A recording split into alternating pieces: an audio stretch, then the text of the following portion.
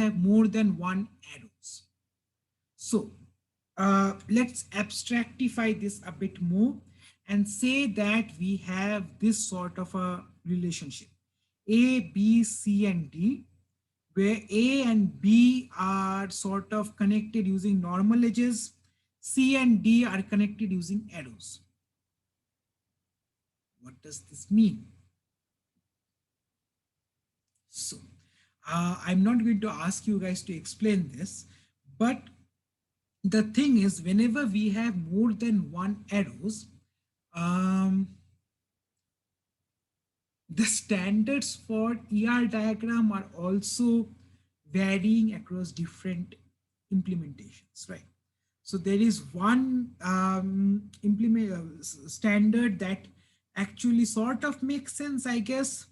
The other version of this meaning of these multiple arrows sort of is a weird, stupid representation. But again, we will talk about more or less both of those. But the issue becomes that if we have two arrows, what does it mean? Right. So let's look at two examples. So remember that arrows only mean that arrows mean that one, and no arrows means many, right? So if we did not have this particular thing, and I can't actually put my thumb here to actually remove this, but imagine that the C and that arrow does not exist.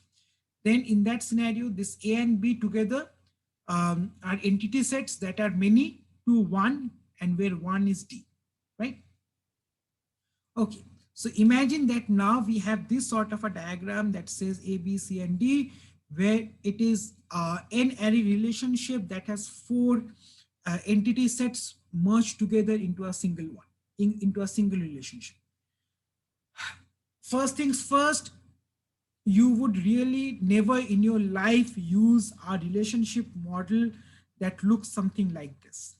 If you are asked to design a database, if you end up designing a database that looks something like this, that a particular relationship has more than two entity sets covering it together, so a binary relationship, then you're doing something wrong. And essentially, in order to make it simpler, you should consider doing something else. We will talk about those things later, but more or less,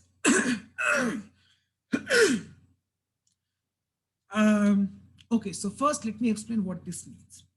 So so whenever we have a diagram like this, we have one meaning of this particular diagram, that is both A and B are many, and and D are one relationships, right? So what this means is A and B together. So A1, B1, A1, B1, A1, B1, right? Mini. So I'm sorry, A1, B1, A1, A2, B2, A3, B3, many, right? C1, D1, C1, D1, C1, D1, right? So, I should. So A1, B1, C1, D1. Imagine that A1, B1, C1, D1 are all attributes for the entity sets A, B, C, and D. Right? A1, B1, C2, let's say D2. Right? A1, B1, C3, D3. Right? So this would be one representation of a many to one relationship. Right? So A1, B1 would be the many part, so it can occur many times, but the entire set, that is C1 and C and D, the entire combination of C and D can only occur once. Does that make sense?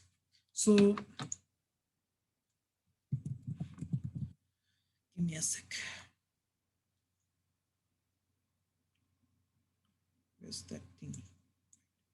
So this particular diagram is sort of analogous to this particular diagram. That is, we have A, we have B, right?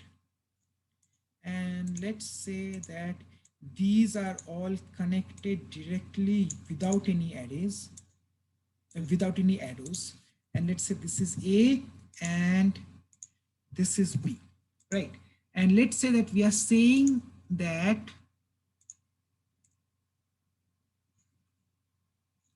this particular relationship connects to both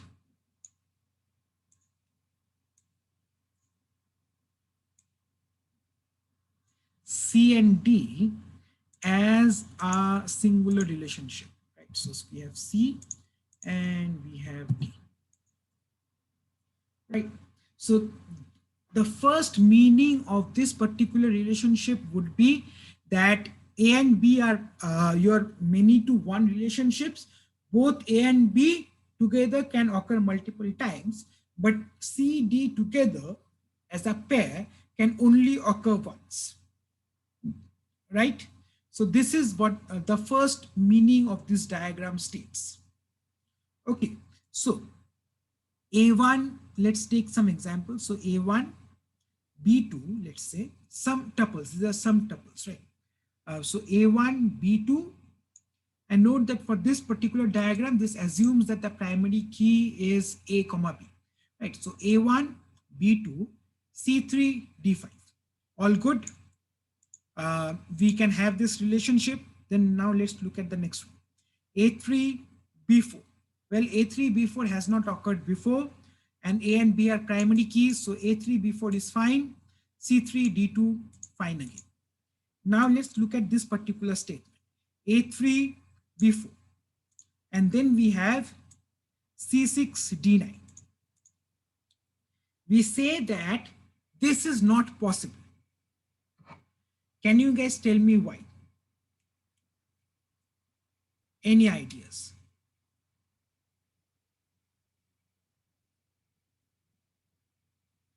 Remember, it is a many to one relationship because A and B are many, C and D are one,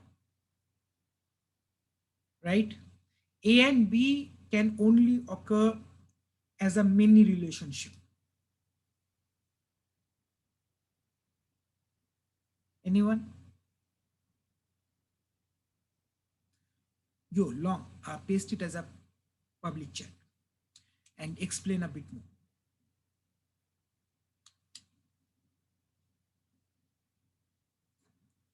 And you are correct actually.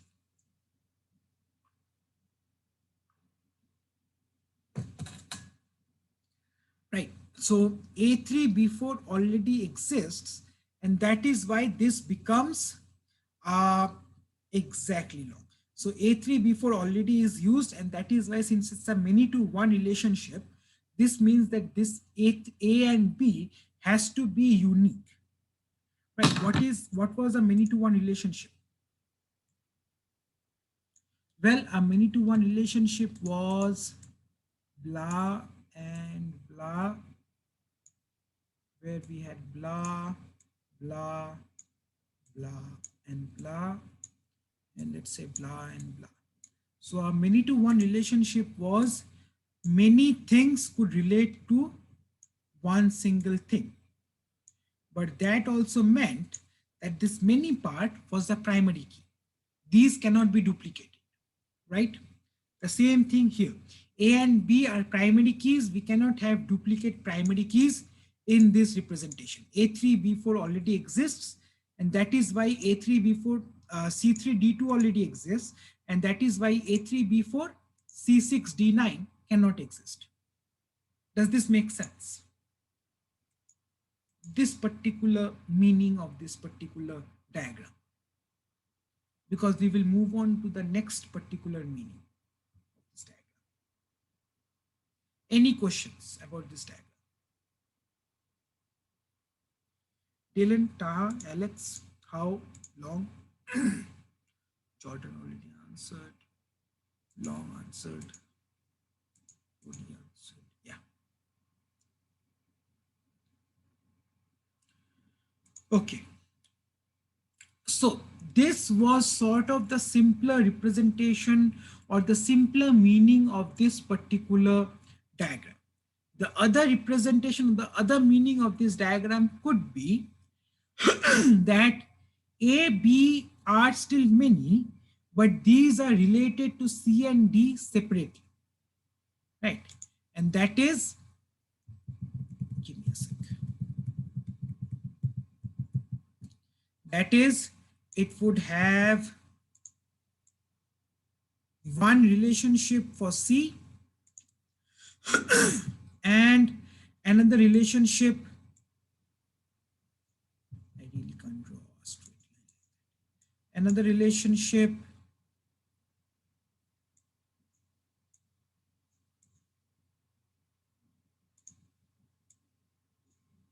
with D. And I guess this is what sort of the diagram also states. But note how this differs from the first meaning, right? The first meaning said that A, B as a pair can be a primary key, and then C, D could be those values, right?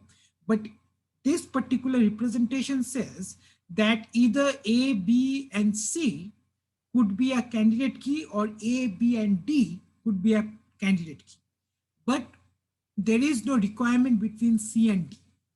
That means that A1, B2, let's say that we have these values A1, B2, C3, D5. Okay, that is fine. That is the first value. Let's say A3, B4, C3, D2. Now this is also allowed. Why? Because A3, B4 never existed before, and secondly, C3 and D2 are a second pair, a separate pair, right? So A3, B4 is there. Then we have A1, B2, which is something that already existed before, right?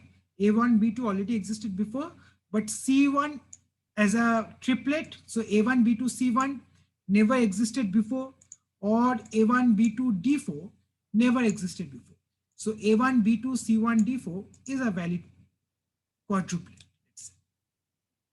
Similarly, A3, B4, C5, D7 is also a valid quadruplet, right? Note that these two things have A1, B2 and A3, B4, right? A1, B2, A3, B4 that we have already inserted. So these two things will not be allowed in the first meaning of the ER diagram. However, in the second meaning of the ER diagram, these are fine because A1, B2, C and A1, B2, D are different in those cases. So A1, B2, let's say C3. A1, B2, C3 has already existing cases in A1, B2, C3, D5. And that is why this particular meaning will not allow this particular statement, that is A1, B2, C3, D6. Why? Because C3 already exists. A1, B2, C3 already exists. And that is a triplet that has to be a candidate key. I also say that A3, B4, C8, D2 cannot be possible.